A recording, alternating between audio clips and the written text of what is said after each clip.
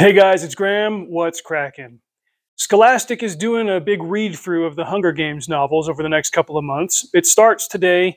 I'm not going to be following along on it with this channel because I've got enough other books to read through. I kind of got a full plate right now. However, for about 5 years, I did run a book review podcast. It just wrapped up 6 months ago so that I could focus more on the channel. And in 2020, after The Ballad of Songbirds and Snakes came out, my wife and I both read the book, really loved it, and we jumped onto an episode to do a deep dive. I normally kept the episodes shorter. This one runs a little bit longer, but we had a very productive conversation about it, and we compared it to some other books and movies that examined the origin stories of villains.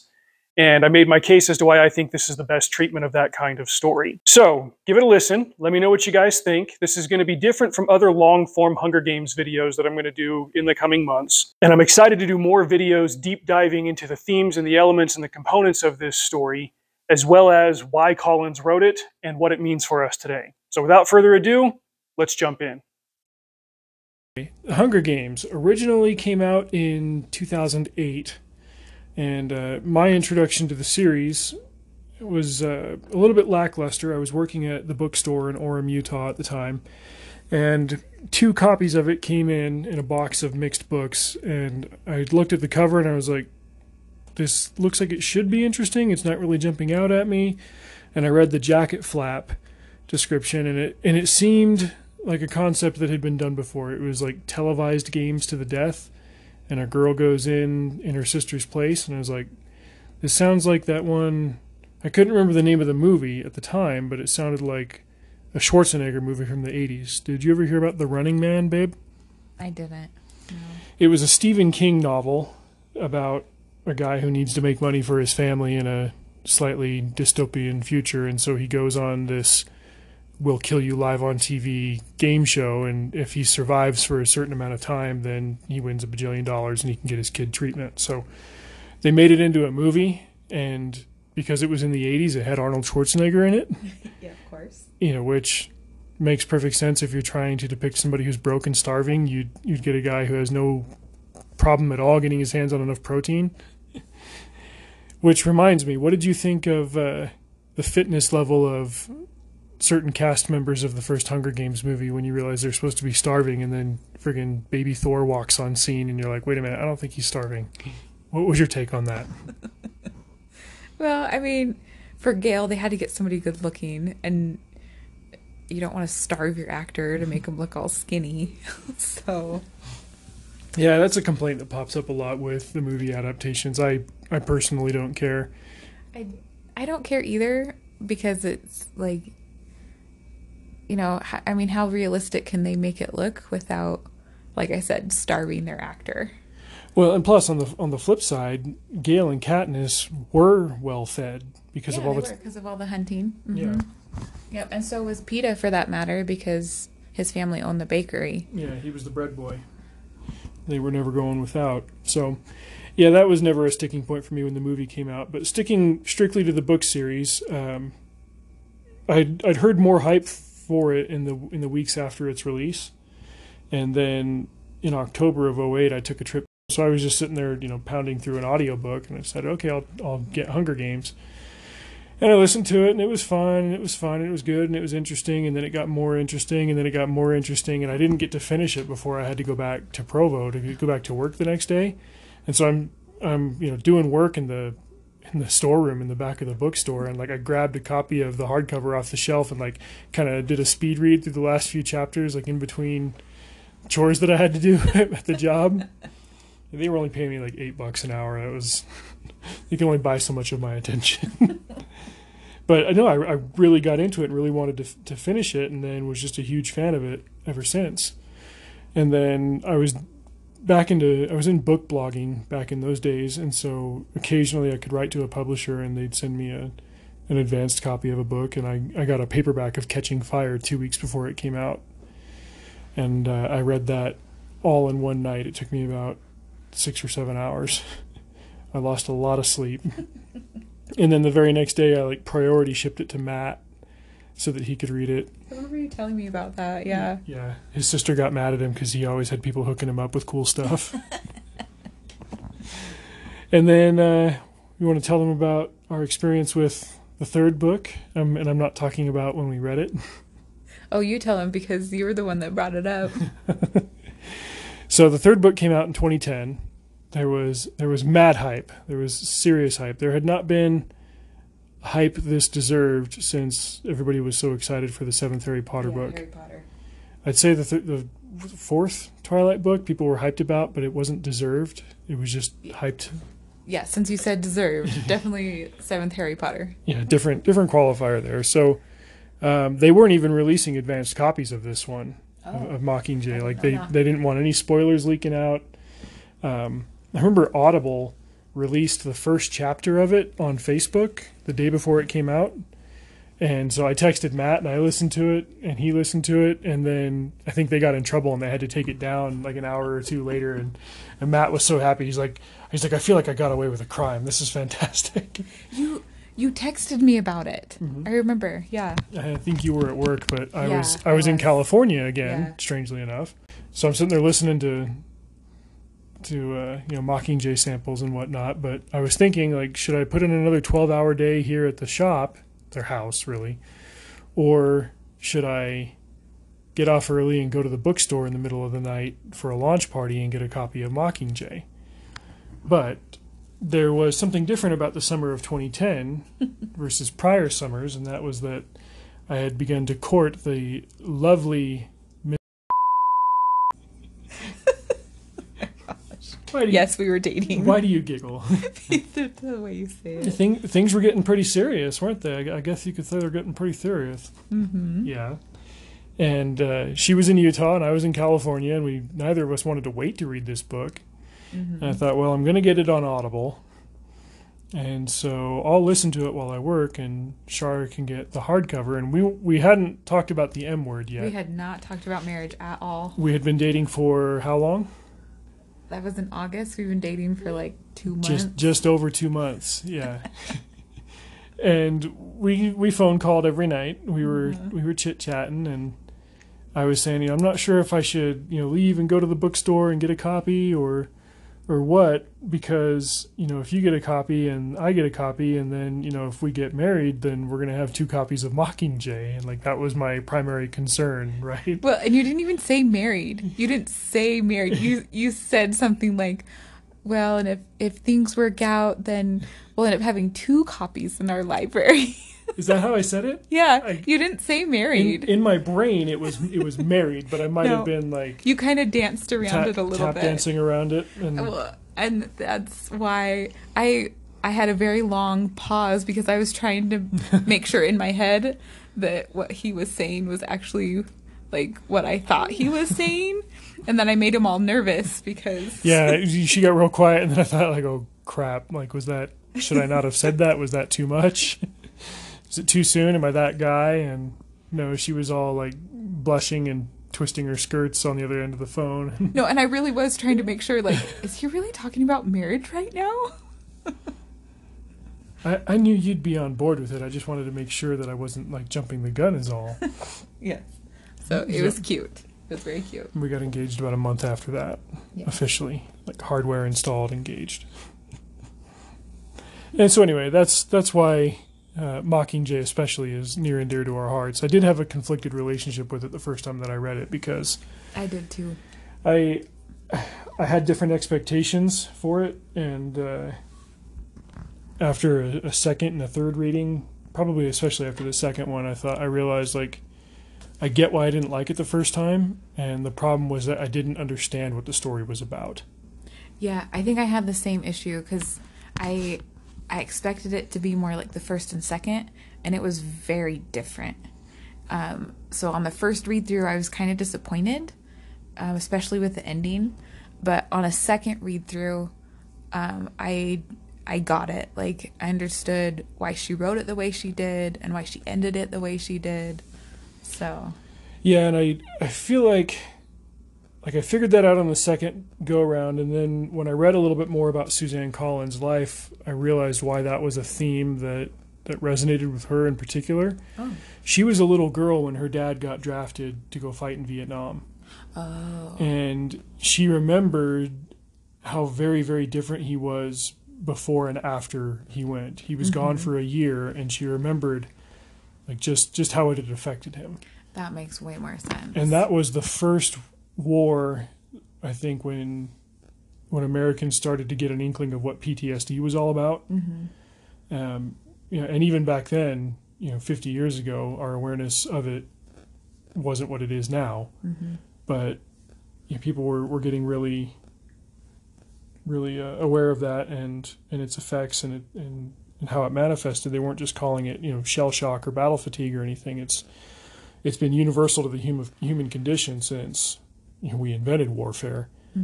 But ultimately what she was writing about was that maybe not necessarily that war is futile, but that war doesn't guarantee you anything. Yeah. That's ultimately been my takeaway. It's not necessarily that somebody better is going to come along in the leadership role. Yeah. As you see in Mockingjay at the end. Yeah, with President Coin, she's just going to replace Snow with the same thing. Yeah. And for me the realization was war itself is an atrocity, but we justify ourselves in it because we go to war to protect our way of life, to protect what's important to us. And yes, we commit all these atrocities in war. We destroy things, we kill people, we wreck other civilizations. That's a natural consequence of it. But we say that it's okay because it's all right. We've preserved what's ours. We've protected what's ours. And all that. And what we learn in Mockingjay is that war is still chaos. You don't get to guarantee who lives and who dies. And the whole incident that set this thing in motion with Katniss trying to protect Prim, and Prim still dies at the end of Mockingjay. That was the point of it, was that you didn't get to guarantee that. That wasn't in your power, and you can't just go and kill all these other people and with that purchase a security for yourself or for your loved ones. Crap can still happen to them. So it's a bit of a think piece, I guess, then on what makes us go to war to begin with and what we're really risking when we do that. Shar, what are your takeaways? So, going back to why I needed a second read through to understand it, and especially you talking about Suzanne Collins' own experience with her dad. I was so used to reading books where the things that the main character goes through don't necessarily have that big of an impact like they did with Katniss. She goes through 2 Hunger Games, and by the third book, like she has PTSD. She is totally traumatized, and that was, and you see all those repercussions, and so that was weird for me. Like I didn't get it at first. I'm like, why is Katniss hiding for half the book? Like, why doesn't she get out and do stuff? Because she did do more stuff in the first and second, but then by the third, like she's just been through so much, and so that was what took the second read through for me to understand that. You learn in the first 2 books that she's very mature and adult for a 16-year-old. She's lived through very adult experiences, but when things escalate from the status quo with the districts in the first 2 books to all-out war in the third book, then it's almost like the script is flipped, and you realize like she's still just a teenager. Right. Like even though she's got all that experience and she's been thrust into an adulthood role from basically the time she was 12, she's still 17. Yep. And Collins had to do a lot of research on PTSD to make sure that was reflected accurately in the ways that people with that kind of mental trauma try to anchor themselves to reality, anchor themselves to the things in their lives that are still stable. She constantly is reminding herself, my name is Katniss, I'm 17, I'm from District 12, I was in the Hunger Games, I survived, I had to go back. You also see how Finnick copes with it until he's kind of able to get stable again, and that, how he's always playing with a rope and, knotting it and untying it because that's something that is familiar and second nature to him. And he doesn't get his feet under him until they go and they rescue Annie. They rescue Peeta and Annie at the same time. Yeah. And, and that's that's all an appendage to the larger scheme for Coin and 13 to use Katniss as a propaganda figurehead. But we can sit here and recount all of the details of the original trilogy all night long. It's just so good. It's so good, and it's so full, and there's so much to dive into and so much to dissect from it. But we're not really here to discuss the original trilogy. Now that we've spent 15 minutes on it. I mean, beyond how it relates to this new book that she's written and she's published, the Ballad of Songbirds and Snakes. Mm-hmm. Now, I smashed that pre-order button in October as soon as it went live, without even knowing what it was going to be about. I think I might have known that it was many, many decades before. I had a suspicion that it was going to be about the games that Mags was in, the games that she won. Oh, that's right. You told me about that. That would have been interesting. But then a couple of months ago, the description popped up that it is set during the 10th Hunger Games, so 64 years before the first book. Mm-hmm. And the main character was going to be an 18-year-old Coriolanus Snow. Yeah, President Snow. The man who was the big bad in the first trilogy. Yeah. And I was like, okay, you had my curiosity, but now you have my attention. Mm-hmm.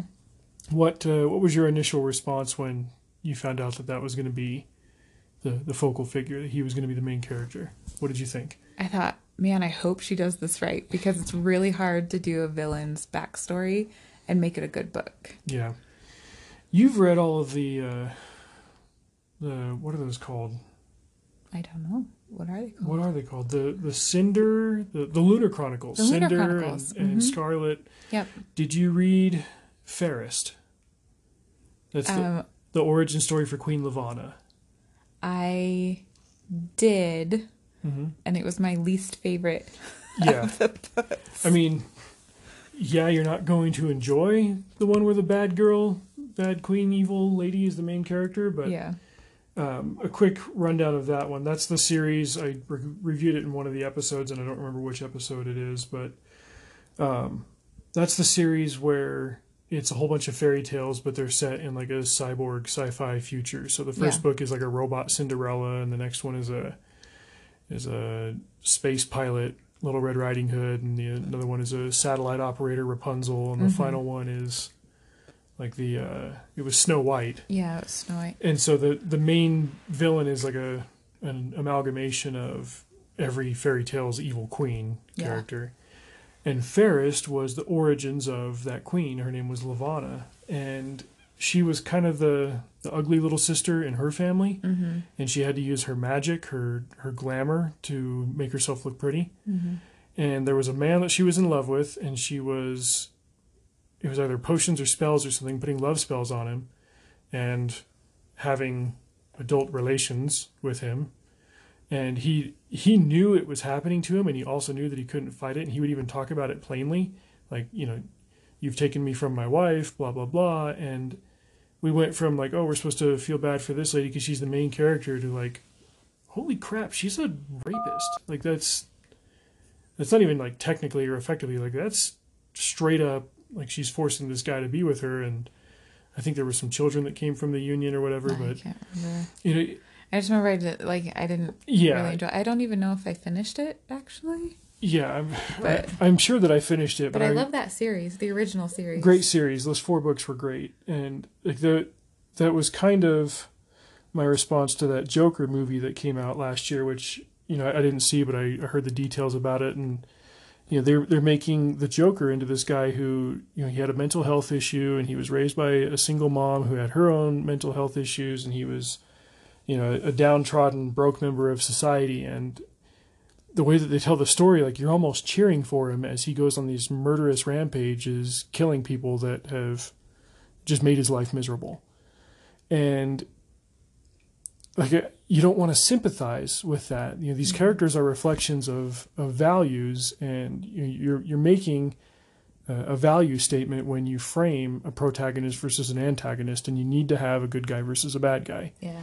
Because if the Joker is, to whatever extent, morally justified in what he does, then what does that say about Batman? Mm-hmm.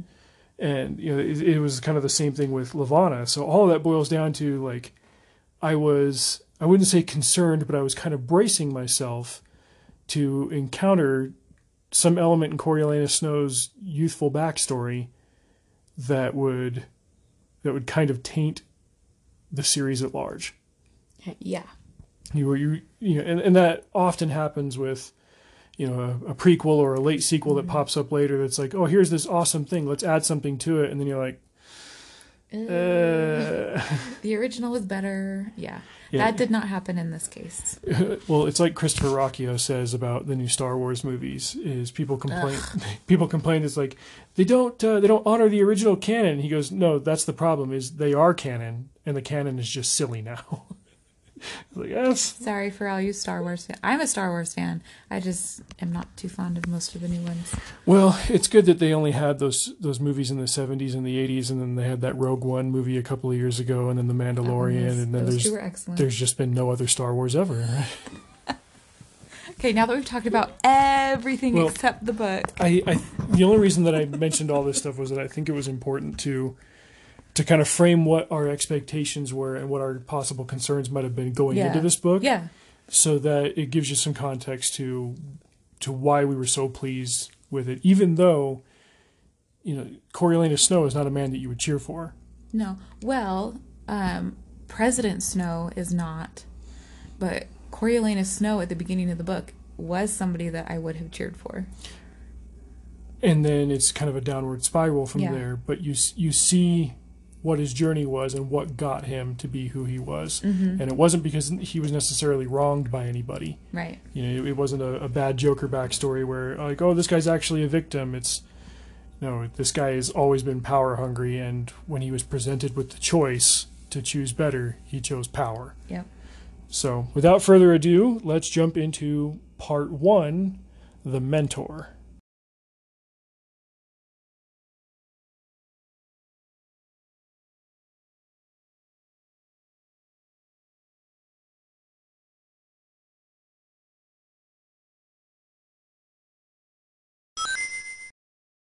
So to give a little bit of chronology on the world of this series, the original trilogy takes place 74 years after what they called the Dark Days. Mm-hmm. We understand that there's the capital and there are the 12 districts. It was kind of easy to make the mistake of thinking that this was 74 years after the fall of America as we know it. But really, the United States, North America, Canada, as we know it, no longer exist and haven't existed for a long time. Right. And Pan Am was the country that came up to, replace those governmental entities in North America. Yeah, so the Dark Days were not the fall of America, Canada, North America. It was the Dark Days were a civil war in Pan Am. Yes. And it lasted. How long would you? Because Snow was 18 at the start of this book, and they said the war. There are the 10th Hunger Games, so the war ended when he was 8. So, but it had been going for a couple of years. It was probably going for 4 or 5 years. Yeah, it sounded like he was. He was a little kid when his parents died. Little kid, yeah, like 4-ish. Yeah, and so there were founding families of Pan Am, people who after the United States fell and they formed Pan Am and they divvied up the assets and however many of them there were. The Snows were one of these founding families. They were munitions manufacturers and they owned a lot of equipment and materials in District 13. But then the Dark Days happened. District 13 got bombed into oblivion, and with it, all of the infrastructure that made the Snows rich. Yeah. His dad died in the war. His mom died in childbirth, giving childbirth to what would have been his sister. Yep. And so he was left with his grandmother, who they refer to as the Grandmam, which I thought was really cute. And this was one of the more interesting developments right out of the gate. You find out that his cousin, who's kind of like a sister to him, she's 3 years older, is Tigress from Mockingjay. Yeah. If you guys don't remember, when Katniss and the Star Squad were running through the Capitol, one of their underground allies was a woman who was a retired stylist from the Hunger Games. And she gave them clothing and disguises and stuff. And she had been kind of genetically modified to look like a tiger. To echo her name, Tigress. Yeah, but her name wasn't spelled like Tigress, like female tiger. It was spelled like Tigress, like the river. Yeah. But she still took on entity. Yeah. Well, I was... And from what I remember in Mockingjay, you never know her last name. She's just Tigress, right? Yeah. And there were plenty of people that had kind of persona names, or Yeah. were just given a first name and something Romanesque or what have you. But the biggest question mark for me was, and we've talked about this, was figuring out her age, because if Snow was 18 at the 10th Hunger Games, he's 82 in the first book. He's 84 in the third book, and Tigress is 3 years older, so she's 87, an 87-year-old genetically modified woman who only eats raw meat. Well, and if you remember, because Graham wasn't sure, by the end of the book, you still weren't sure, right, whether that was her or not? I was closer to being sure that it was her. Okay. Some of my doubts had been alleviated. And also, she throughout these 4 books now, she's never repeated a character's name. Like, she's never had Right. 2 characters with the same name. So, Right. it would of course make sense that Tigress from the Snow family was Tigress, who later Was on the stylist. went on to be a stylist, and then went on to be a rebel empathizer. Right. So the things that gave it away for me was the fact that Tigress why do I always forget the name of this book? Mockingjay, or the Songbirds and Snakes. Songbirds and Snakes, thank you.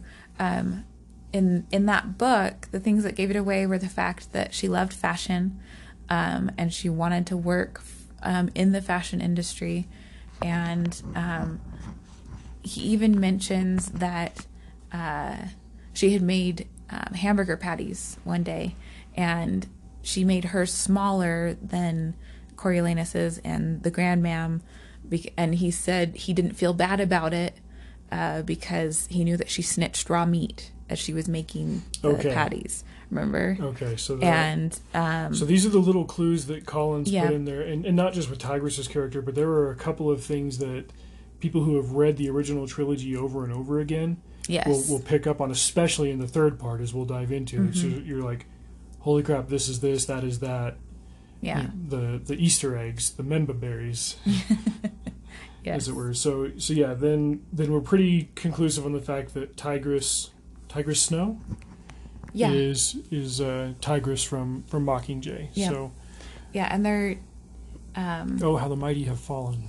oh, and you did say they're cousins. They're not brother sister. They're cousins. They're very, very close. But But yeah, they're cousins. both taken in by their grandmother, the Grandmam. Yeah, and this is the book starts with Coriolanus boiling cabbage Yes. for food, and you get an idea of how hard things are for the Snows. But this is going to be the first of many kind of dominoes in the story that show how his early years paralleled Katniss's later on. Yeah, it was very interesting. Because Katniss was not only starving in her young ages, in her young years before she decided to go be a hunter, like her father had taught her, and to take the tesserae and all that, but she was adamant that she couldn't let anybody know they were starving.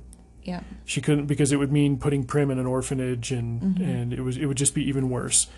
Snow is the same way. He jealously guards his family secrets, and the fact that they are flat broke and have nothing, and they are on the brink of losing everything. Yeah. Especially now that there are going to be new property taxes implemented in the capital, and they've got no money to pay these. I mean, that's quite a bit later in the book. That's like halfway through the book that they find that out. It's close. Yeah, I mean, but it's part of the impetus. I think it still happens in the first third of the book, but maybe it's as he's mentoring. But the he even goes so far as to talk about, I think in this very first part with the cabbage, because he's in the academy, basically high school, from what I understand. More of a special prep school for connected families, but like high school age. Yeah, he's getting ready to graduate. Yeah, he's trying to secure some resources to get him into university. Yeah. But with the cabbage, he even goes so far to say that like he doesn't like the cabbage, but he's going to eat all of his portion because he doesn't want his stomach rumbling during school. Like this is how like thought out his process is for making sure that nobody knows that the Snows are in financial trouble. He's cunning, he's tactical, he's very, very intelligent, and he even kind of counts his blessings at one point, the fact that he was he was eating a very low calorie diet from a very young age, and while he is thin, he's glad that he's not, deformed and that it hasn't affected his brain development because that's all he's got. And so he's had to hide the reality of his family's situation and use all of his intelligence to secure a better future for himself and his family. So he's in this training program to be a mentor in the Hunger Games. Well, and that's a very new thing. Like the 10th Hunger Games is the first time that they're going to have mentors. And the mentors are not victors like they were, or like they will be in the 64th Hunger Games. Yeah, we're seeing a very... 64th? 74th. 64 years later. That's right, 74th. So we're seeing a very dialed down version of the Hunger Games. And we realize that after 74, 75 years of Hunger Games, the ones Katniss goes through have had a lot of tampering, a lot of time to perfect, as it were. Yeah, to make it more intense, to make it more frightening. They've figured out really how to use the Hunger Games to keep the districts down. Yep. So this one doesn't take place in different arenas, or like all 10 so far have taken place in the same abandoned sports arena in the capital. For kicks and giggles, let's say that it's in Denver, some big old metropolis in the Rocky Mountains, and so that would mean that the Hunger Games take place in Mile High Stadium where the Broncos play.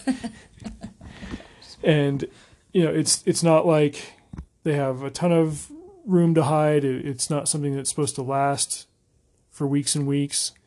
It's basically a football field with no grass on it, and yeah, they talk about the stands, like with the seating, and they basically just dump them all in there on the stadium floor with a bunch of weapons, and they don't have long. The previous 9 Hunger Games, because this is the 10th one, it's just a bloodbath and then it's over. From what it sounds like, it's pretty quick. Do you remember how long Katniss was in the Hunger Games in the 74th? I don't remember specifically, but it seemed like a few days. I want to say it was at least 10 days. I was going to say, I don't think it was longer than a week. She was in there. She dealt with the dehydration in the first couple of days. Right. Then could have been longer than a Then week. she was treed for a night. Yeah. And then the wasps, she was out for a couple of days with that, with Rue patching her up. Right. She camped with Rue for a couple of days. She goes and rescues Peta. They're hanging out in the cave while he heals up. Okay, it was a little. I want to say it was like 7 to 10 days that they were in there, and it was almost like it was a national park that was fenced off or something. Yeah. So yeah, like over time they've figured out like there's merit to drawing this out. No, not only does it amplify the spectacle, but again, like the more that they can use the games to scare the districts and to remind them that the war never really ends, and we're always going to win. And that's the realization that Snow comes to along the way. And I think the coolest part about part 1 and especially part 2 is seeing how they develop these 10th Hunger Games, the things that they add to it, and then you can see how they must have evolved those things to get to the Hunger Games that Katniss participates in. Yeah, because this is the first year that they implemented the sponsorship program. Yep. That was Snow's idea. Yeah, because what if people had a chance to support their own tributes? Or what if people had a chance to kind of pick a winner and bet against each other? What if it was more than just the 24 kids in the arena who were involved in this? Yeah, because they were trying to think of a way, because nobody was watching the Hunger Games.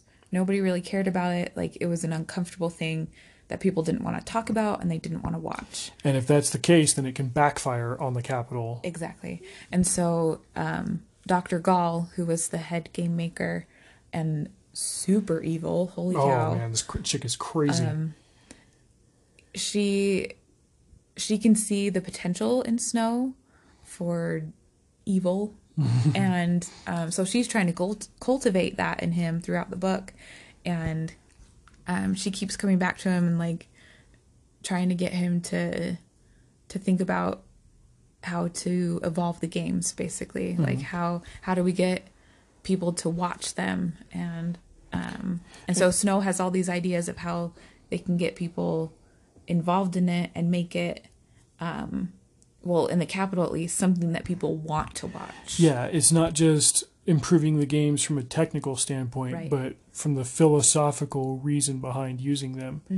And this is something I'm going to kind of to address this now because it comes into play later for plot purposes, but we find out that, you know, in this 10-year span, the Hunger Games are still pretty much in their infancy, and yeah, there is some doubt as to their efficacy and their purpose, and we find out that Snow has got a pretty close connection to them because his dad was the one who originally had the idea for them. Yes, and you find that out at the very end of the book. Because of, you know, who he was having a feud with and and all that, but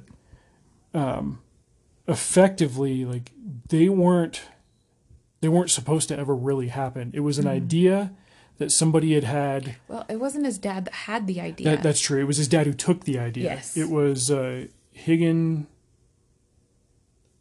Highbottom. Highbottom. That's what it was. High as a kite bottom was the nickname, not Higgin. Highbottom. Dean Highbottom had the idea one night in a drunken, not really rage, but in a drunken ramble, and Cassius Snow was like, "Hey, you might be onto something," and Highbottom's like, "Well, no, don't do that." But the next thing you know is like, "Oh my gosh, the Capitol is actually going to take this idea and run with it." And so, you know, in a sense, like, the Hunger Games could have fizzled out. They would have never happened with without the Snow family, and without Coriolanus, they probably would have died out. Yeah. So, because he's the one that got people involved in them and got people to want to watch them. Yeah. Not people in the districts. The people in the districts still didn't want to watch, but he got people in the capital to want to watch the games. And the laws in the districts were downstream of the capital. Yeah. And so, you know, so goes the capital, the districts will follow. They'll have to, because the capital had all the power. Yeah. So he gets a mentorship. He gets assigned. And he's expecting, because he relies a lot on the Snow name, because they're one of the founding families, and as far as everybody else knows, they're still wealthy, and so he's expecting that he's going to get one of the better districts, and already districts 1 and 2 are already the better districts. Like, you want a tribute from there. Even before we get things like career tributes and you know, Hunger Games training academies like they have in Katniss's day. Yeah. So, you know, he keeps expecting his name to get called with, okay, maybe somebody from the fishing district, maybe somebody from the lumber district, maybe even somebody from the agricultural district. Nope, not 4, not 7, not 11. He gets the girl from 12. Yeah. Like, this is a big middle finger to Snow. Like, yeah, you think you're the cock of the walk, you're hot to trot, let's see you make something from nothing. And this is where you start to find out that Dean Highbottom has it out for Coriolanus. And Coriolanus does not know why. Yeah, and that goes back to the whole, like, it gets revealed later. It's like, why does this guy really hate him? Like, was Dean Highbottom in love with Snow's mom, but then, you know, Snow's dad came along, like, we were going to get a little Snape and James Potter thing going. Yeah. No, she didn't go that route at all. Another fascinating point, we know that the reaping takes place in the summer. Yep. We've known that from the beginning, that it's hot outside. The kids are worried about fainting and stuff. We learned that from Katniss.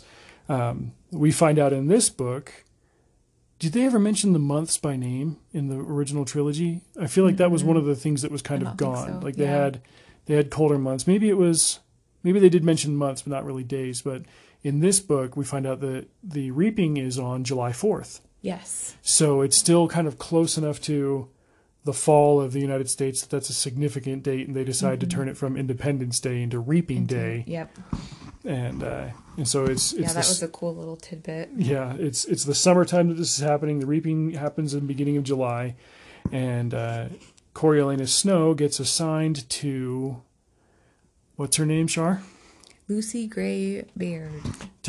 Baird. Tell us about the first time that we see Lucy Gray in the book. So, I mean, Suzanne Collins does it again, because with Katniss and Prim, I mean, it's a dramatic reaping, which doesn't happen very often. And with Lucy Gray, as she's referred to throughout the book, you see another dramatic reaping. and she gets called, and the camera goes to her, and you see like she's all dolled up in this beautiful, I think they said it was a rainbow colored dress with ruffles all over it. Yeah. And way too much makeup on, like immodest amount of makeup. Yeah. And as she's passing this other girl, you see her slip something into the girl's dress, and as Lucy walks away, this girl falls to the ground and she's writhing all over, and then a snake comes out of the dress. So as Lucy Gray is going up to the stage, she slips a snake into her enemy's dress. Well, and then you find out that the girl that she attacked was the mayor's daughter, and that the mayor rigged the reaping specifically to put Lucy Gray in there. Like, the district hated this girl and wanted her dead, and so they're like, well, just put her in the reaping, and she knew it was coming. Yeah. And she's like, all right, well, I play around with snakes, and so I'll drop one down. Mayfair's dress was the girl's name. And like the mayor ends up punching Lucy Gray in the mouth on national television after she assaults his daughter. Yep. And then she sings that beautiful song and entrances everyone, and so another reaping that is pretty dramatic and out of the norm. Maybe I've read too many disappointing books in the last year or so, especially, sequels that I was excited for. But when I read the description and found out that Snow was training the girl from 12, I thought, oh, okay, that's going to be kind of poetic, whatever. Maybe he'll just end up having a really sour relationship with 12 after that. But in my head, I expected that it was just going to be some bland girl from coal miner country, and it was going to be a story about Snow's cunning and trying to make something out of this nothing girl. And then we get this introduction of Lucy Gray that is just, a 5-alarm fire on an oil rig, and I'm like, shame on me for expecting anything less, because this was incredible. It was just a bombshell entrance by a character who would steal the scene every time she popped up after that. And it was then when he saw her during the reaping and he saw that going on, he's like, I might be able to work with this. Yeah. So they bring the tributes in on the train, and the train is not what it was in Katniss's day. I mean, they bring him in on a cattle car, basically. And it's a short train. It's 24 kids crammed into one car. They got to beat them with sticks to get them off the train, and they haul them off to... They're all handcuffed and shackled. And starving and soiled, and they drag them off to the fancy multi-level tribute center, right? To train them and stuff them full of good food. You mean the monkey cage? Yeah, they stick them in a cage in a zoo. Yeah. And they don't feed them. And they don't feed them. They are not fed by the Capitol anyway the entire time they're there. So Snow, who's already short on food supplies, has to figure out how to get food to his tribute to keep her alive, give her a fighting chance, because if his tribute dies, then that's going to hinder his ability to win. What's the prize that he's after? It's a full ride to university. Yeah, so for whatever mentor for... Yeah. Whoever wins the Hunger Games, the mentor gets the full ride to university. He's got to win a dogfight with a hamster, and he's not going to let this hamster die. He's going to do everything he can. Let's take a moment to step sideways and talk about the Plinth family. Yeah, Sejanus is the same age as Coriolanus. They're in school together. And Sejanus has all of the money that Coriolanus pretends to have. Yes. And then some. Except the Plinths are from District 2, so they're district, but they got enough money to move to the capital. And it reminds me very much of, like, Regency England and the aristocracy. Yeah. And, you can see Sejanus wearing crushed velvet and having a handkerchief. And well, just the fact that, like, as that aristocracy started to lose their wealth, rich Americans would come in, or wealthy merchants would be able to they would be able to buy a title, basically. And it's the same kind of thing going on here at the Capitol. Well, and Coriolanus has a lot of reasons to feel antagonistic towards Sejanus, because he's kind of stolen Coriolanus's life, and without meaning to. Yeah, and he doesn't because he's wealthy. Yeah, and he doesn't even want it. And the Snow's wealth was destroyed when District 13 went under, and all those munitions contracts went to the Plinths, who had their own plants elsewhere, and so suddenly they are the lead weapons provider for the entire capital and the peacekeeping force.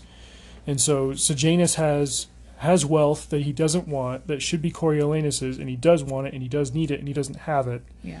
And so, Coriolanus is cunning and smooth and charming, and he's cordial to Sejanus, but you can tell like he really resents this guy. Yeah. Well, and Sejanus latches on to that. I don't know. That Snow's really like nice to him, but he's not mean to him like a lot of the other capital kids. So anyway, pardon the brief interruption there. But yeah, so that's the dynamic between Coriolanus and Sejanus, and they are going to be, probably two of the three focal characters throughout the entire story. Yeah. He'll disappear a little bit in the second part, but he's got a bigger role to play in the third part. Yeah. And the plinths are actually the ones funding this full ride to the university and all the plinth prize. Whoever is the mentor that trains the victor in this year's Hunger Games will probably be the winner of that prize. And so, Coriolanus wants to make the smartest case that he can for him being deserving of that prize. So, once again, he's got to kind of kiss up to the plinths and make not just pleasant, but really nice with this family that he's got a lot of resentment for. So it shows early on that he was apt to play the political game. He was also kind of forced to. So he's charming, and I don't know that conniving is quite the right word at the beginning of the book, but it definitely is towards the end. I'd say cunning is cunning. The conniving definitely has its place along the way, but it's just that he has this sense of entitlement to his birthright, which was wealth and power. And just because most of his life at this point has been defined by hardship and by a lack of those things, he still has that appetite for it. Well, and we talked about this before. He wants control, and he figures out that the only way to get that control is through gaining power. And you see just the kind of things that he will do to achieve that power. He'll do it through his charm. He'll play the game, but when the game doesn't go his way, he will cheat. And we'll see that a bit in the second part, and the book kind of ends with him, learning one of his signature moves that we find out about later in the main trilogy. Yeah. But he'll play on the level, and when it doesn't go his way, then the practical Snow comes out. Yeah. So so we've talked about Sejanus, we've talked about Lucy Gray, we've got the tributes there in the zoo. Yeah, and Sejanus is also one of the mentors. He has a tribute from District 2, which is his home district. And we find out later that it's a kid who was a friend of his before. Not a classmate, older than him, but a classmate, he knows him. But a guy that he knew. And Sejanus has been in the capital for a couple of years now, but he still kind of feels district. Not just a couple. He moved to the capital when he was like after the war, when he was like 8 or so. Okay, so once his family got rich off of the munitions, so for half of Snow's life up to this point. Another thing that kind of goes back to the whole like Snow's fingerprints on later iterations of the game is Lucy Gray is what was the word that they used to describe her people? They were covey. Yeah, covey. They were some kind of traveling minstrels, circus performers. Yeah. And so she has a lot of visual and performative flair. Yes. She's a dancer, sort of. She's a singer. She's a musician, especially. She's a musician and a singer. And music plays a huge role in this book. I mean, Suzanne Collins wrote half a dozen songs and poems and stuff for the story, including 2 that pop up later in the series. We find out that Suzanne Collins writes a couple of them here, but we'll find out that Lucy Gray invents the hanging tree. She's the one that wrote it. She wrote the hanging tree, and the other song, the one that Katniss sang to sing Rue to death. The lullaby. Yeah, was in this. She originally sings it to Prim, but then in the arena when Rue dies, she sings it to Rue. She sings Here is the Place Where I Love You. Yeah. So 2 of those songs were featured in the original trilogy, but she writes plenty of numbers for this, which is a completely different skill set in and of itself. When I found out that the audiobook for this one was narrated by Santino Fontana. I was like, oh my gosh, is he going to sing these songs? Like, he recites them, and he recites them well enough. Yeah. Is he an opera singer, or is he just a tenor? Like, I know he did something with the Tab Choir a couple of years ago, and you can find. I didn't even know his name. He did. It was one of the Christmas concerts with the Tab Choir, the one with all the Muppets. Oh.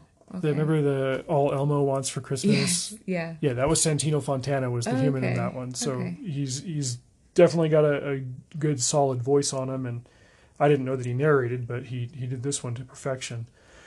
But what this all boils down to is again, Snow starts to see the potential of dressing up the showmanship of the tributes.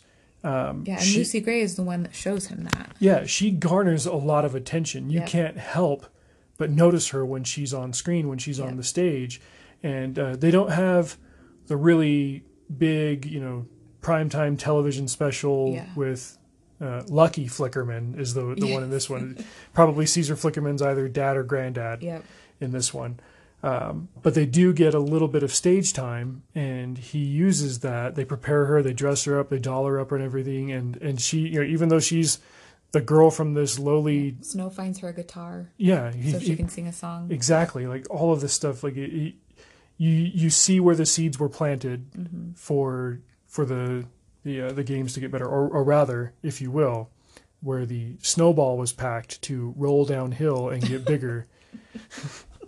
To use a much more apt metaphor than a seedling, right? Yes. So all of this stuff leads up to we're getting closer to the beginning of the games, and one day they take a tour of the arena, which was like we said, it was a sporting arena. But you're skipping an important part, though. What is the important part that I'm skipping? When Snow goes. Well, originally he first goes to the monkey cage to take Lucy some food, and then Sejanus comes and starts feeding the tributes as well, and then all the other mentors are like, "Oh, hey, are we supposed to be doing this?" And so some of the other mentors come and start feeding their tributes, and Arachne Crane, is one that you guys remember Crane or Seneca Crane. He was the head game maker in Katniss's day.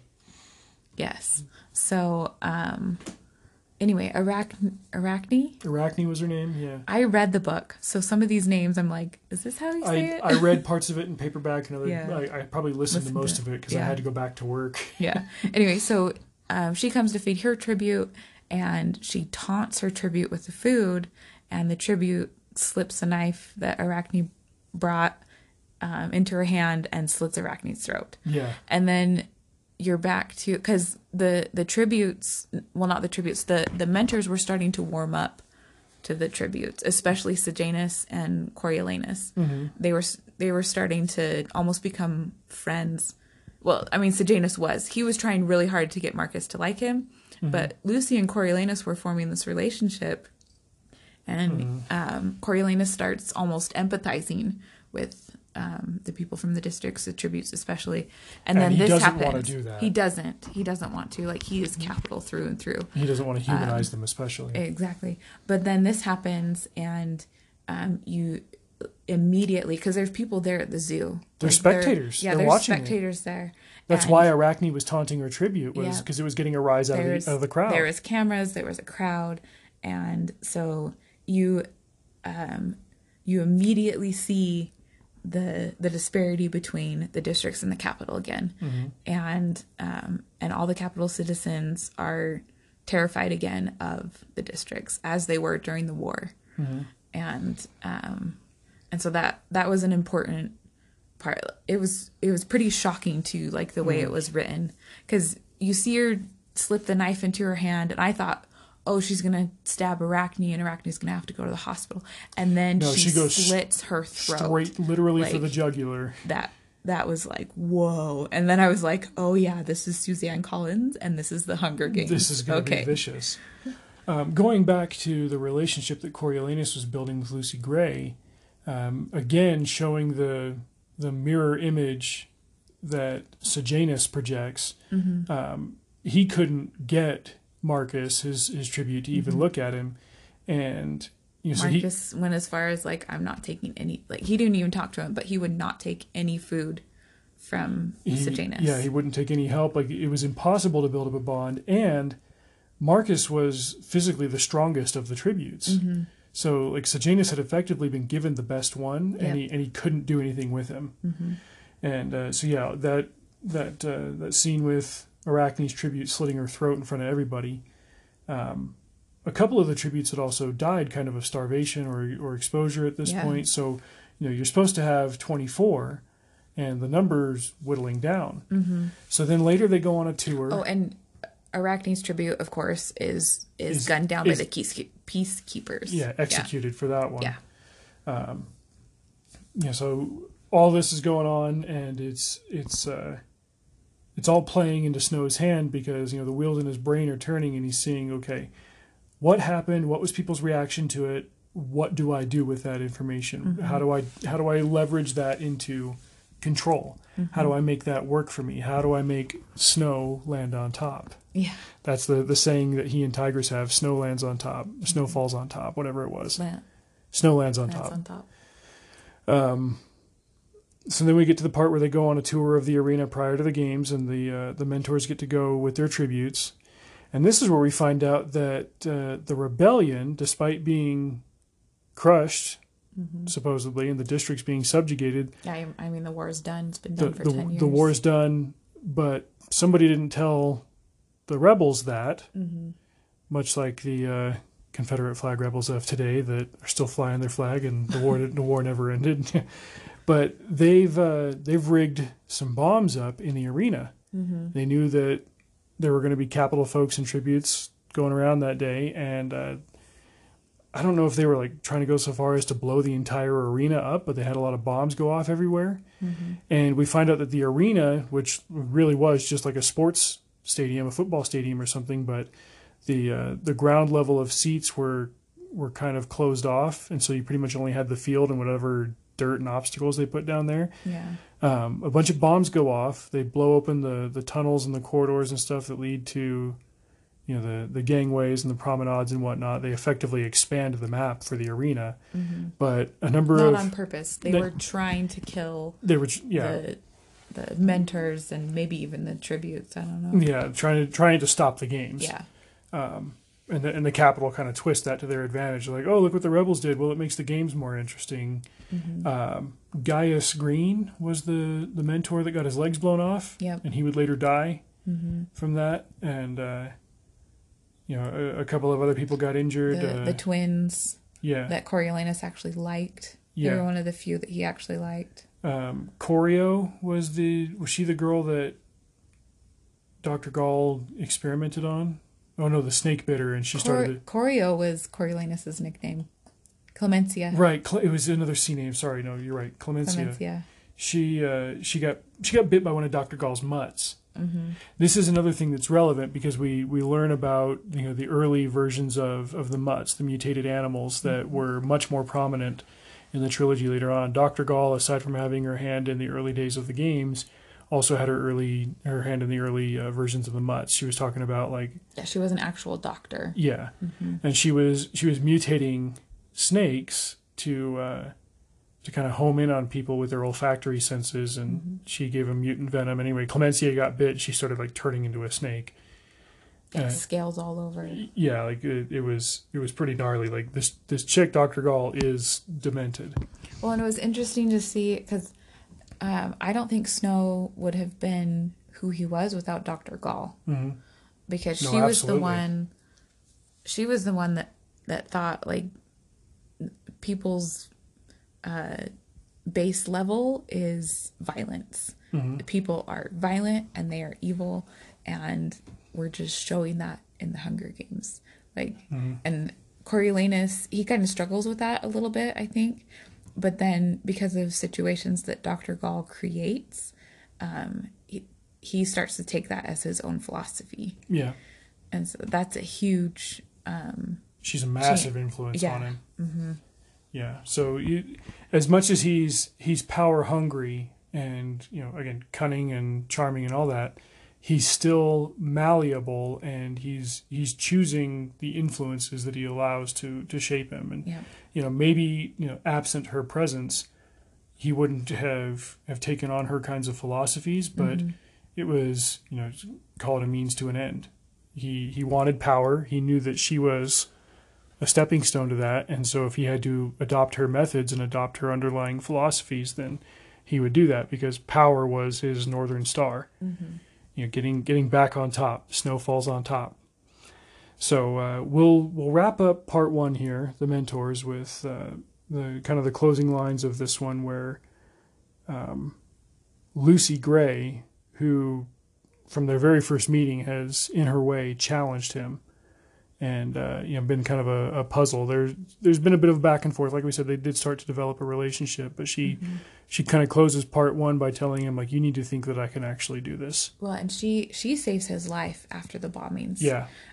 She had the opportunity to run and escape, and instead she chose to save Coriolanus. And that's also a big influence in the book. Yeah, we're seeing the nascent stages of some two-way affection between them, because he does have affection toward her to the extent that it can help him, but you get glimpses of him seeing her as a person, seeing her not just as an instrument for himself. And he does admit that he's like, I'm starting to feel things for this girl. She's a real person, and she's got attributes that I can value beyond what they can gain for me power-wise. Yeah. So he's not fully formed as a tyrant yet. He's got his chosen path, but with her he starts to see another way. Yep. He starts to value other things, even though he doesn't want to. But he starts to. He has to. What am I trying to say? He gets to choose ultimately in this book between power and love, and this is where we start to see that happen. Choices. Yep.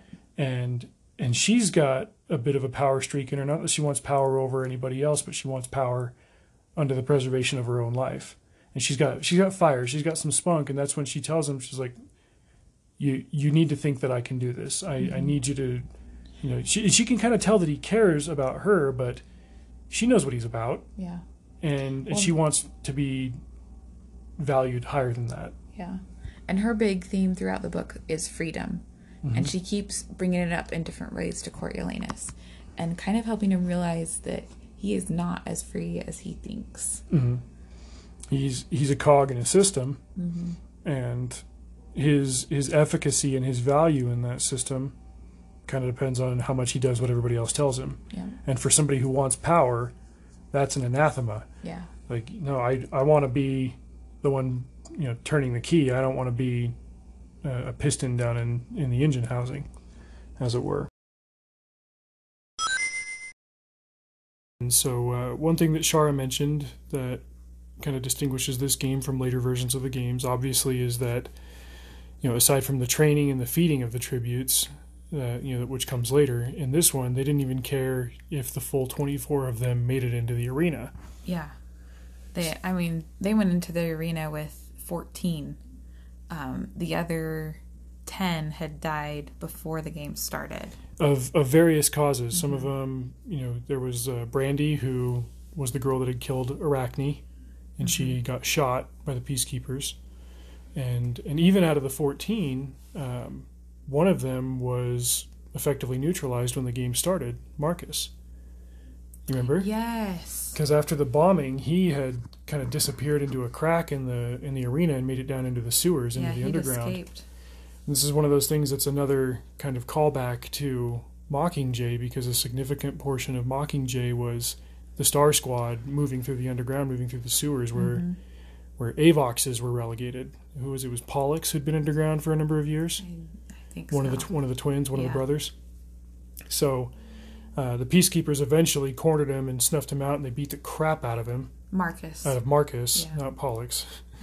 out of Marcus. And when the game started, he was kind of trussed up under this big rack. They'd put two poles and a beam across the top, and then they'd chained his wrist to that. And so they strung him up there. Yeah. The kid who was supposed to be the Cato of the 10th Hunger Games, he was supposed to be the big muscle kid. Yeah. Was beaten and chained up and didn't have a chance to defend himself. So right away when the game started, what was another thing that was different about the start of the 10th games versus the 74th? Well, I mean, there wasn't really a bloodbath. I mean, that's kind of the hallmark of the Hunger Games, is that they have that big bloodbath at the beginning, and then whatever tributes are left kind of scatter. But I mean, we kind of talked about this before, but the previous 9 games, it was just a bloodbath, and then it sounded like it was done, like it was over in a few hours. Yeah, it wasn't even a full 24 hours, but again, with the rebels bombing the arena and opening up, tunnels and hallways and stuff, a bunch of them just turned and ran for it, including Lucy Gray. Yep. But there was one of the girls, her name started with an L, I don't remember, but she took an axe and a knife. And was she from... Lamina? Lamina, I think. She was from District 7. She was from Lumber. Yeah. Because she was good at climbing. She climbed one of the poles and got up over Marcus, and she said something to him, like she communicated with him. Yeah. And ended up, I got the impression that he kind of gave his consent to kill him. And so she put him out, and she got the first real kill of the official games. Yeah, that's the impression you get. But, I mean, also in these Hunger Games, they have the mics around the outside of the stadium. Not the stadium, like the outside ring of the arena. So if the tributes were in the center, then nobody could hear what they were saying. Which again is something that they improved on later, because I mean they had hidden cameras and microphones all over the later arenas. Like Katniss and Peeta were in a cave, and the mics were picking everything up, and it was all part of the show. Let's talk about Marcus's death and the aftermath of that. So we're seeing the games through the eyes of Coriolanus, who's in. Well, they didn't call it the green room. It was a behind the scenes room where the mentors all sat watching their tributes and sending in donations and stuff. Yeah. Well, and they had cameras on them, and and if their tribute died, then they would get interviewed. A quick exit interview before they had to leave the green room. We'll just call it that. There was it was like a stage, wasn't it? And, and then because it was at the academy, they were up on a stage, and the audience was the rest of the academy. Yeah, maybe that was it. Like I kind of had a different mental picture of it, but the process was what was important, and they'd be there for figure 10, 12 hours a day at least, and then the mentors would go home at night because pretty much all the tributes would go hide and sleep. There wasn't a whole lot of activity overnight.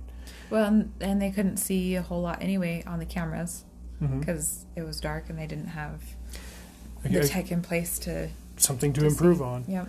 Well, we had an interesting development on the day that Marcus died, since Marcus was Sejanus' tribute. Sejanus got his quick exit interview and he left, and then Coriolanus goes home later that night, and Ma Plinth is at the snow house, the snow apartment, and she's like, "Oh my goodness gracious, Coriolanus, my boy Sejanus didn't come home tonight. Do you know where he went?" And there's this cinematic, dramatic moment that just as Coriolanus is saying, "Oh, I'm sure he'll be home any time," they're watching TV, and holy crap, Sejanus entered the arena in the Hunger Games to go kind of do a last rites thing for Marcus, an old District 2 thing. And what was Coriolanus' impression of the value of those last rites? Do you remember? Oh, he thought it was completely ridiculous. Yeah, they scattered breadcrumbs so that the deceased would have something to eat on their way to go wherever they were going. Oh, his thought of like, oh great, we don't have anything to eat, but here's this dead person, so we're going to waste some bread. It's such a stark contrast, because Sejanus was compassionate and he had some kind of philosophy that extended beyond the mortal world. I wouldn't go so far as to say that religion exists in the world of the Hunger Games. Yeah, probably not. I don't even think that they had like blasphemous exclamations in the trilogy later on. Like it was so thoroughly stomped out. And yet there were people, these backwards people from the districts, these blue collar folks that held on to certain rights and things that they did, and because they valued life so tremendously that they wouldn't give up on it that easily, whereas Coriolanus was like, this is ridiculous. Well, I think for him, it wasn't necessarily the last rites. It was the fact that they were using bread. Like, he knew that the people in the districts were starving, and yet they were using bread on somebody that was dead and wouldn't be eating it. Yeah. I think that was where the stupidity came in for him, and I don't think Sejanus would have seen that because his family is so wealthy that he never wanted for anything. Mm-hmm. So Coriolanus gets a phone call. Yeah. From Dean High as a Kite Bottom. And he gets an assignment. He gets some homework from the dean that hates him and doesn't really care if he dies. Well, and it's from Dr. Gall.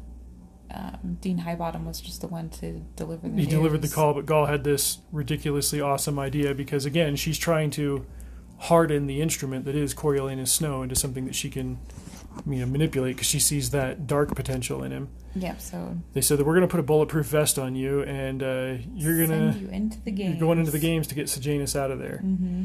And it's dramatic. I don't want to recount it in detail because I want you to kind of experience the tension of the moment when you read it. Well, and hopefully you've already read the book because we've done a whole bunch of spoilers. No. I hope that I'm spoiling this for people at this point. We're in part 2. They need to be reading it now.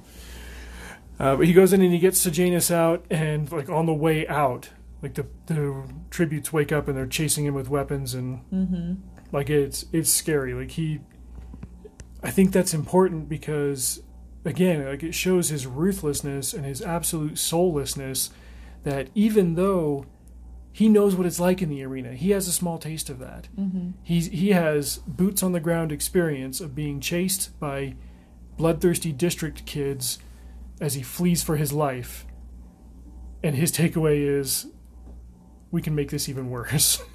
Well, and remember, I mean, he was pretty upset about killing that one kid, and then, but then Dr. Gall, calls him back in afterwards, and shifts Coriolanus's perspective on that from, I murdered this kid to, no, this is, and that's where she brings in,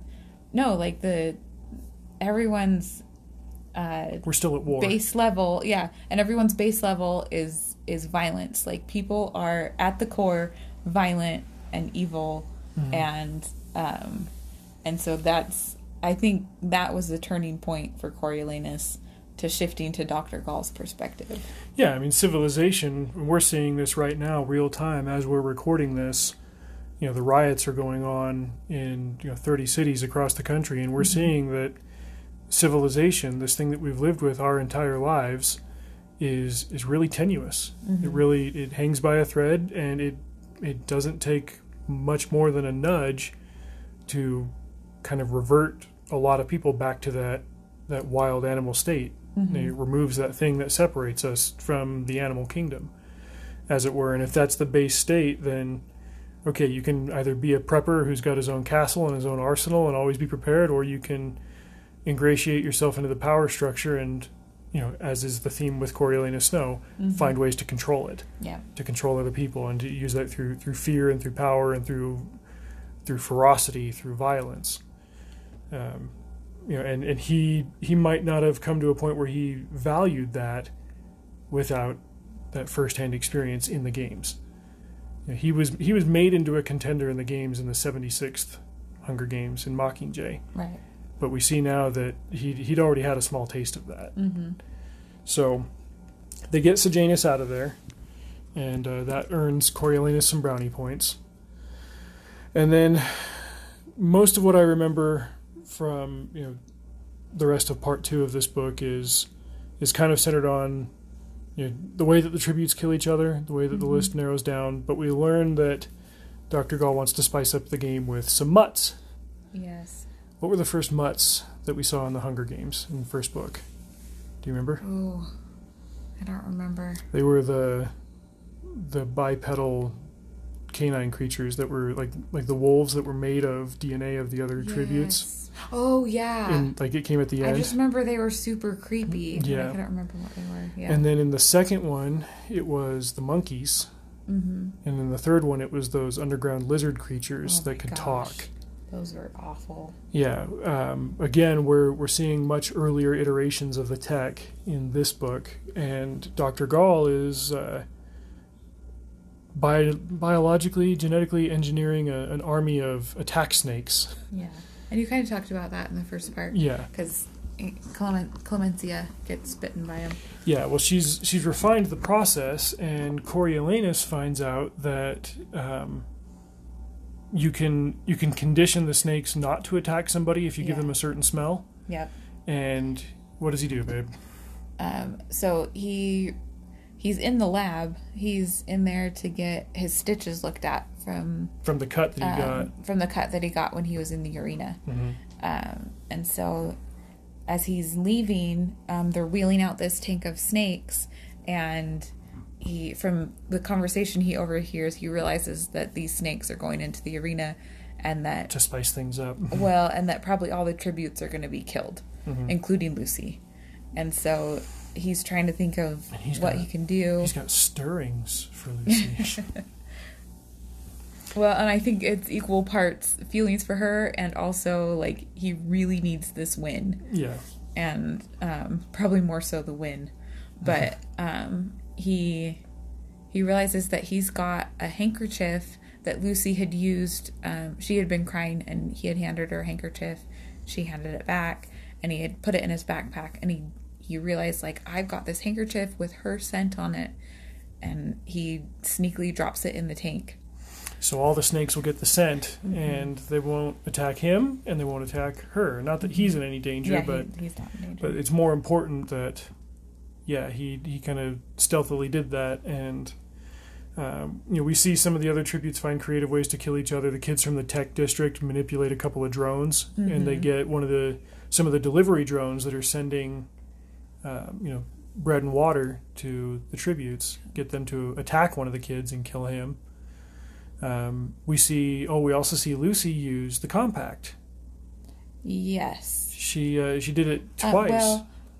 First, I thought this was an interesting part when her counterpart, the boy from 12, Jessup, when he gets rabies, mm-hmm. or he already had rabies, but when he goes crazy with it, somebody sends in water to scare him and panic him. His mentor does. Yeah. Was that one Lysistrata? Was she the mentor? Yeah. She was the other mentor. So as all these kids are descending on Lucy Gray and Jessup, and she realizes Jessup is dead, she drops one of her water bottles because she'd been getting supplies from Coriolanus. Mm-hmm. And one of the other kids, who's going crazy with thirst, drinks the last of the water in there and immediately dies. Yeah. And now the question's like, wait a minute. How did that happen? What's going on here? Why did this kid suddenly die? And because nobody knows that Lucy Gray has this poison, the rat poison. We as the audience know. Yeah. And Coriolanus knows.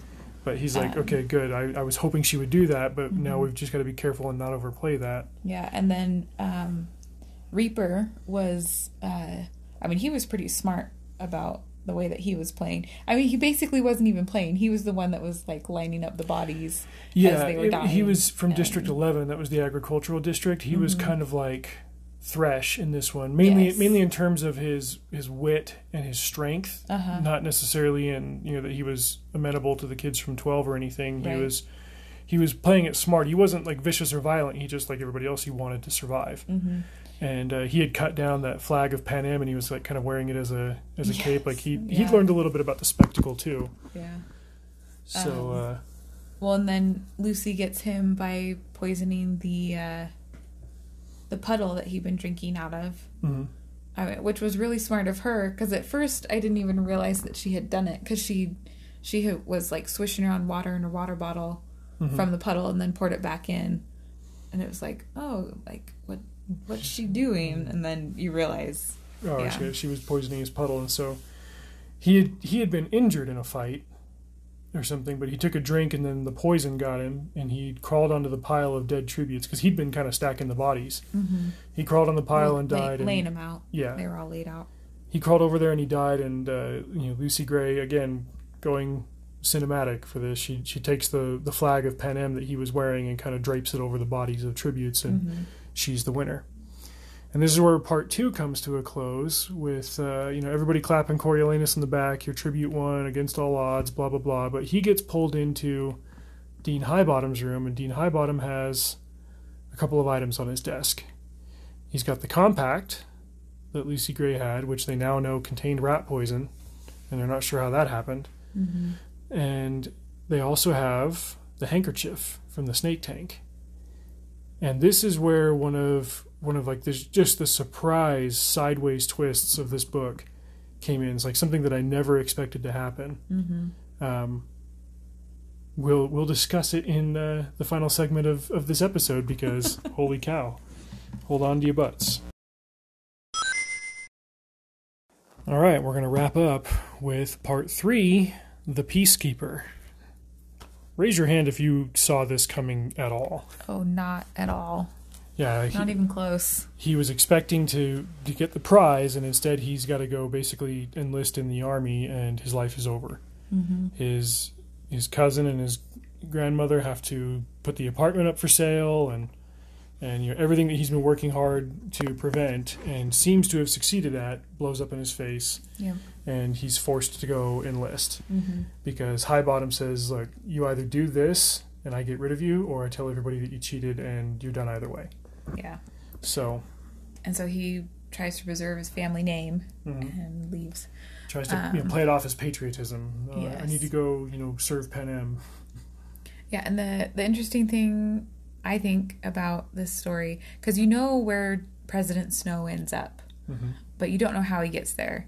And so, like, I love that she could still do a big twist like this, even though you know where he's going to end up. Yeah, you know the what and the where. Mm-hmm. So the question for the next 250 some odd pages of the book is how? Yeah. How on earth does he come back from this? Like, yeah. What happens that gets him back to the capital mm-hmm. and into the political system and ultimately on top? Mm-hmm. So he requests to be sent to District 12. Obviously, to see Lucy Gray again. To see Lucy Gray, because he's mm-hmm. gone from stirrings to full-on feelings for her. She's the only good thing left in his life. Yep. And he goes through the hard physical training and all that stuff. He gets sent to the base.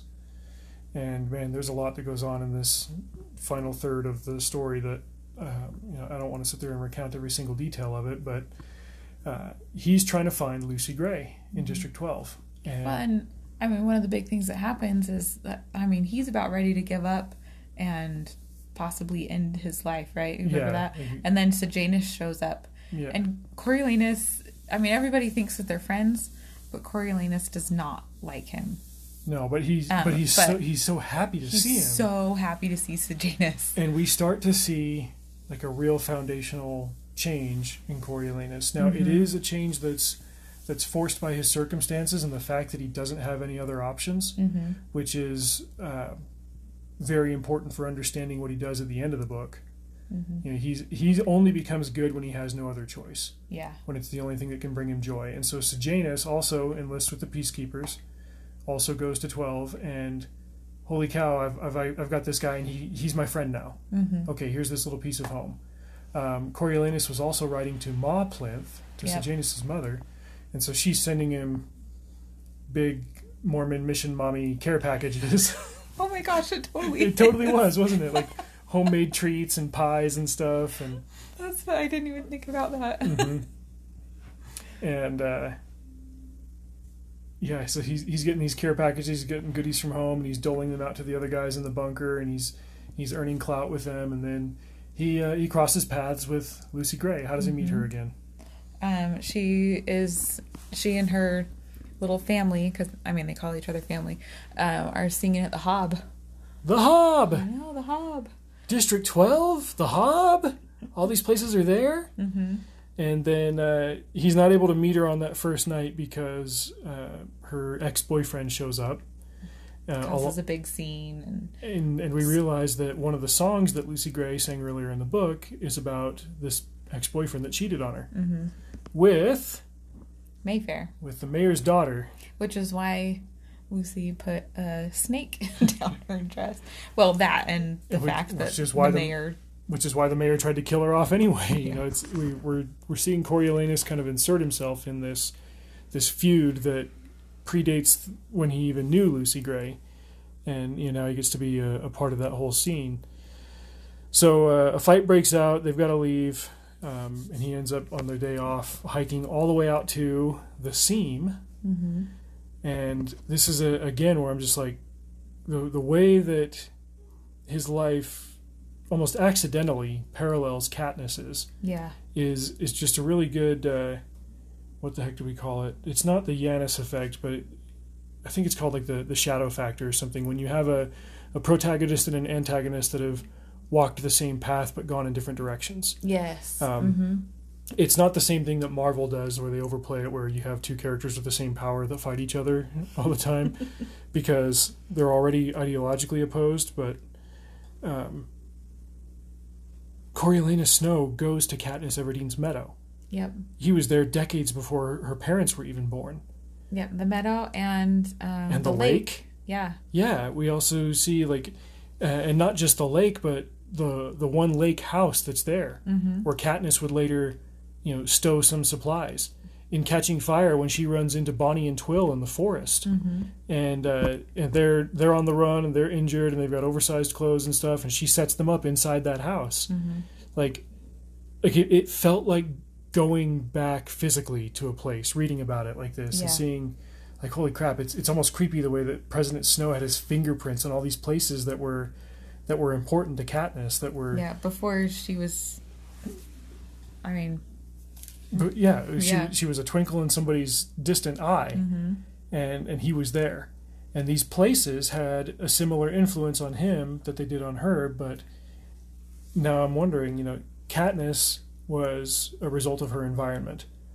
Katniss she only got to choose very little about what she ended up being. She was a result of her circumstances. Snow had choices, so now I'm wondering, what does it say about Katniss if she had choices like Snow? Would she have ended up different, or how much of her character was nurture versus nature? That is a very interesting topic of conversation. Well, and we know that she loves her sister. Yeah, I was going to say a lot of Katniss's motivation was the fact that she loved Prim so much and wanted to protect her. And Coriolanus had something similar with Tigress. He cared for her. He did, but he was not the protector in that circumstance. She was. She was older, and she was the protector. And we find that out in the first 2/3 of the book. One of the unasked questions is, what is Tigress out doing to provide for the family? And the unspoken word in there is she prostituting herself? Is she doing this for money to earn for people? And he almost asks her that once outright. Well, and not as her job, like to get these extra little things that she brings home for Coriolanus. To help him as a mentor. Where did she get the potatoes to make the starch, to starch his shirt, before he goes to the mentorship, all these things. So, maybe he was less like Katniss in that sense and more like Prim. Maybe Prim would have destroyed all of Panem. In a way, she did, if you think about it. But I'm getting ahead of myself. So, on his days off, Coriolanus is always making the long walk through those hot summer afternoons to the Seam to spend time with his girl, Lucy Gray. Yep. And then he finds out that some of the ex-boyfriend and peripheral figures in Lucy Gray's life are involved in the rebellion. The big dirty R word. But things get even more complicated because Sejanus starts showing sympathies toward the rebellion. Yeah.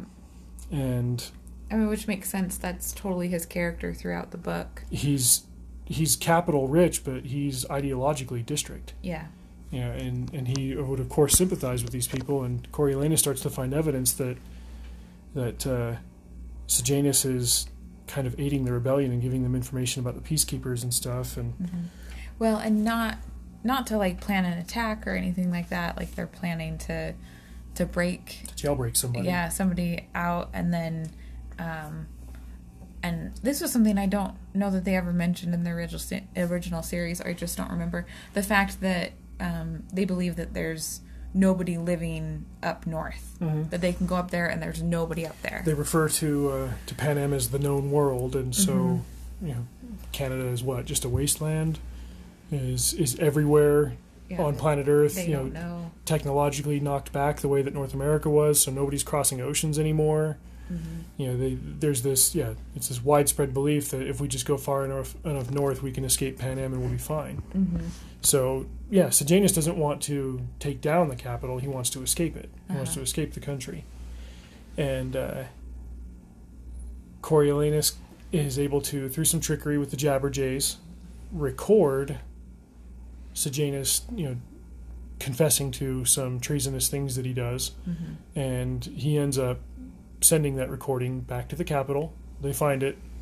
They bring Sejanus and they execute him for treason. Now, this is the second hanging that we see in District 12.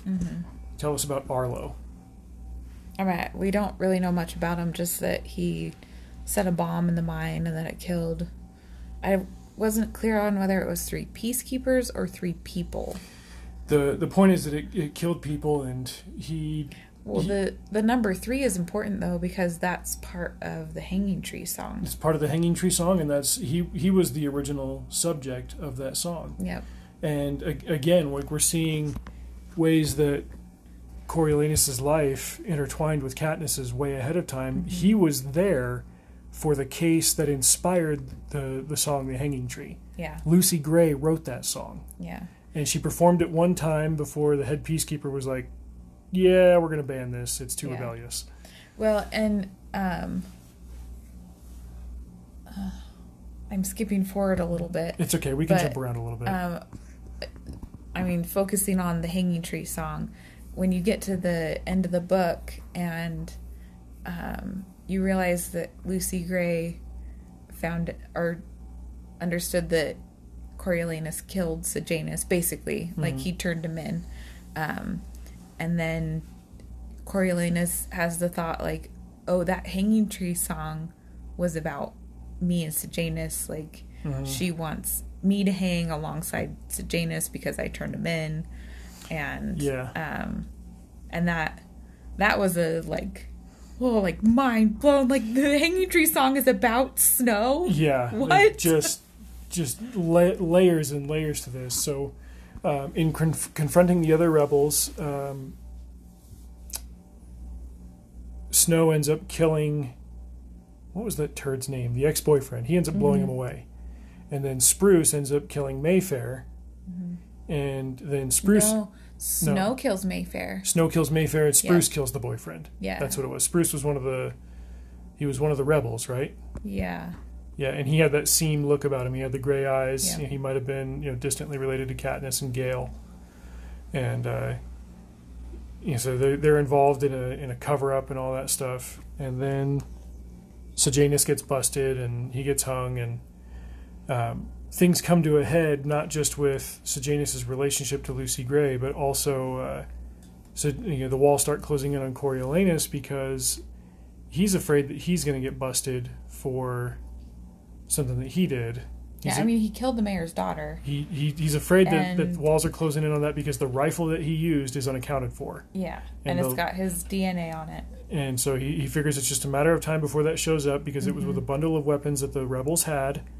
Spruce had hidden it somewhere, so Coriolanus figures, okay, this is going to turn up. I'm going to get pegged. I need to get the heck out of here. I know that Lucy Gray wants to, so again, he's forced to do what would for anybody else be the right thing to do. Yeah. And he even, in his kind of dense 18-year-old thick-headed teenager way, says as much to Lucy Gray. She's like, oh, she's excited to see him. Oh, are you ready to go? And he's like, yeah, I pretty much have no choice. Let's do this. Yeah, and then while they're getting ready to make their final escape, he lets slip that psychologically, he goes, I killed 3 people this summer. And she knows 2 of them. She knows who 2 of them are. Yeah. And she goes, wait, who was the 3rd? And she can tell that he's lying when he stumbles for an answer. Yeah. He's like, oh, I mean, like the old me. The old me died this summer. And she's like, oh, okay. And then she doesn't say anything else after that. And Lucy Gray is not one who shuts up. And the more I thought about this also comes on the tail end of her doing that performance for the head peacekeeper in District 12. They did that song before. Was he a general or something? Yeah, he was a general, and she wrote a song that he knew was about him, that Snow knew was about him. And it wasn't an I love you song, it was an I trust you song. Yes. She finally comes to trust him, and he's like, wow, that's really valuable. And then the very next day, he lies to her about something huge. And so she's probably feeling like, crap, I was completely mistaken to trust him. And so they go to the lake. They go to the lake house. And it's raining, like pouring. Yeah, so they go in there for some shelter to build a fire to get dry before they head north. And lo and behold, what do they find? The rebel weapons. The bag of weapons. Yep. And all of a sudden, Snow has options. Yep. And Lucy is not stupid. She puts those options together, and she's like, I'm going to go down to the lake for some Katniss. I'm going to drudge up some Katniss for us. I'll be right back. She gets herself the heck out of there. Well, and forgot to mention that, I mean, Coriolanus had to give up. He'd just been offered like huge promotion. He was going to go to... Oh, he took the officer's test, and he got like the frigging highest score ever. Yeah, so he was going to be like, you know, pipeline up to the top kind of thing. Yeah, they were going to fast track him to an academy in District 2. He's like, you did so well, they want to make sure that you're like with the higher ups because he was almost like university trained. He had that capital pedigree, and they're like, yeah, you're too smart to be one of us, go be a leader. But he had to give that up. He could have gone back to the capital, but he thought that he was going to get, again, nailed for Mayfair's murder. And so that was the only reason he was going with Lucy Gray. So she puts all these things together. She runs, and he starts to panic. He gets bit by a snake while he's looking for her. Yeah. He thinks that he's hallucinating because of the venom, and you find out later, no, it's these things can also be symptomatic of panic. You were just freaking out. He never finds Lucy Gray. Yeah. And shoots at her. And thinks maybe he hit her, but he doesn't know for sure. And it's this big question mark even to the end of the book. He goes, I don't know if she got away. I don't know if she's a ghost, whatever. And it echoes the song that she's named after. Yeah. Yeah. So just heart-wrenching. So he goes back to the base, after he gets rid of the weapons. He goes and drops those in the lake. And he goes back to the base, and he's almost resigning himself to his fate, and instead they tell him, no, you're heading back to the capital. Well, they tell him he's going to District 2, and then he gets on the train. He gets on the train. And then he falls asleep on the train. They tell him, like, no, Dr. Gall called in specifically and said, no, we want you back in the capital. Did you enjoy your summer vacation? Yeah. And so in the epilogue, as things wrap up, we see how he gets back in. That... that was infuriating.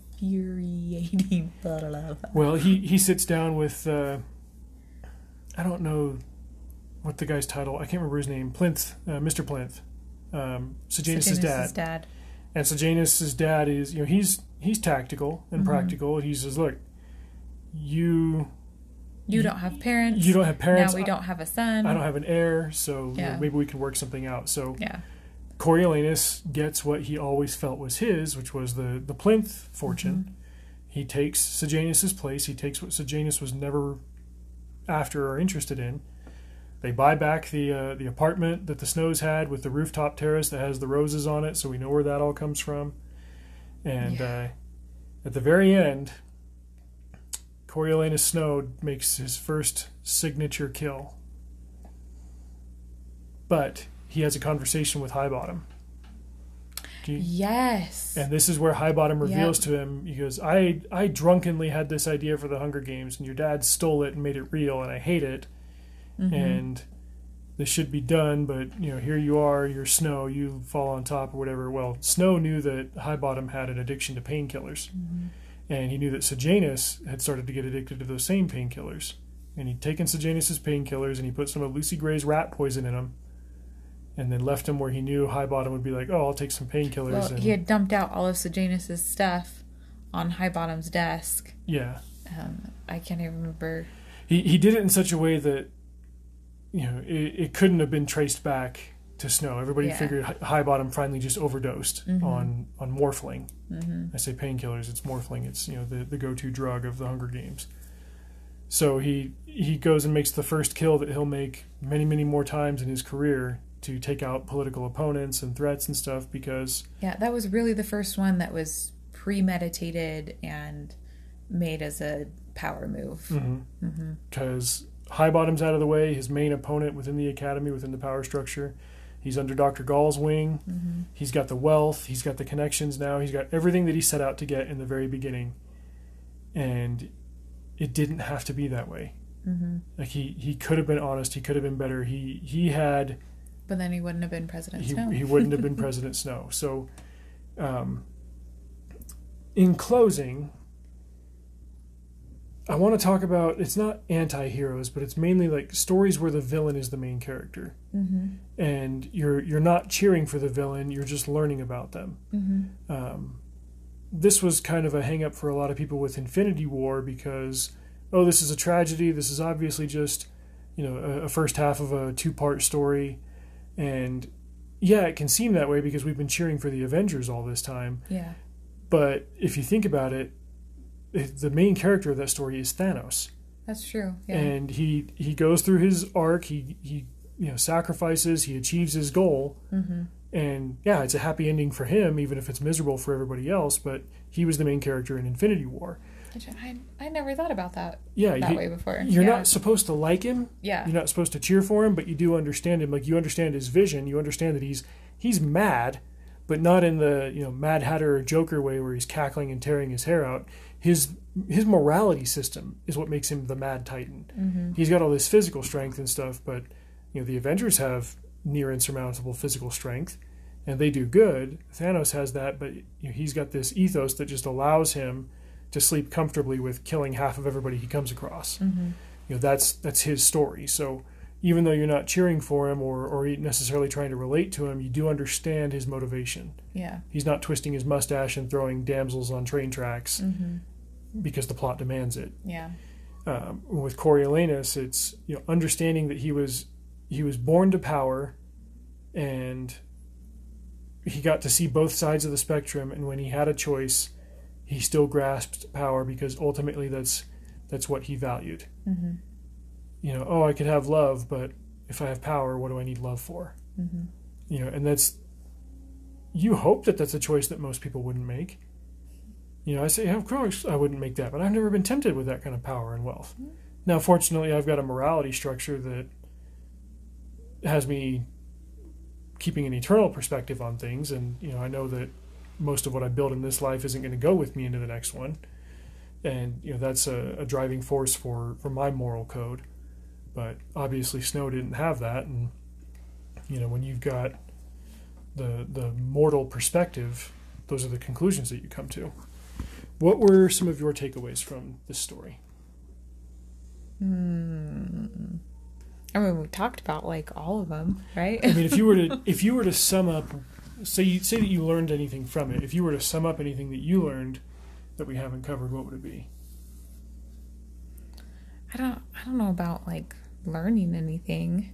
It was really cool to see where President Snow had come from. Mm-hmm. And like I said, the fact that Suzanne Collins was able to put those twists and turns in the book and keep it interesting, even though where Snow is going to end up. Yeah. A lot of people talk about Breaking Bad as a show about a guy who, the main character is a bad guy or, morally conflicted and all that. That's not a show that I was ever able to get into, it just dealt with subject matter that was way too dark. Not that this stuff was necessarily a walk in the park, but stories like this that are at their core a character examination are of value to the reader because of the values that they espouse. Mm-hmm. Did you ever read The Old Man and the Sea? Long time ago. Okay. Yeah. So plot-wise, all that happens in that book is an old man goes fishing, he catches a marlin, and he doesn't let go of it, right? No matter what. Right. And I remember reading that story and being moved and being, oh man, this is gripping, this is exciting, this is, is he going to get back with this huge catch, this this catch that nobody else has made of this massive size? And then the story ends, and by the time he gets back to port, his boat is shot and in tatters, and it's pretty much just the skeleton of this swordfish or marlin or whatever that he'd caught. Mm-hmm. There was no monetary or temporal value gained in it for him, and he hurt himself and wore himself out physically. But I was talking to Jordan about it, after the fact, after I read it, and was like, I really enjoyed that. I was really entertained by it, but I don't understand what the point of the story was. I can't figure out how to express it. And he said something that still hangs with me to this day. He goes, it affirms courage. And for somebody like me who's so used to reading plot-driven stories or character-driven stories that have an arc and follow a format and show you somebody progressing from one thing, beginning, middle, end, having a goal, solving it, reaching it, this story has all of that, but not in the way that I was used to. And yet it resonated with me, and it's because the courage, the diligence, the endurance, those are values that I would want to espouse, and I'm sitting there watching somebody else do it and saying, man, I wish I was like that. I find value in stories like that because I want to emulate the good characteristics of the main characters in them. I think with Ballad of Songbird and Snakes, sometimes stories are a cautionary tale. To be careful of the choices that you make because they lead to who you become and what you do to others. Yeah, and like you've mentioned before, with the way that it was written, you see that compare and contrast between Snow and Katniss, and they have way more similarities than you would have thought. And they walked at the same places. They had the same kind of influences at different times and in different ways, but they some of the same motivations even. They took the same path in different directions. So fascinating read, and I'm very pleased at how well it was put together, and the fact that I was looking forward to this book for so long and I wasn't let down like other authors that I shall not name here. Nice, yay. Just perfectly well done. So that will do it for this special, long, drawn-out bonus episode. You guys know the drill. Drive safe. See you out there.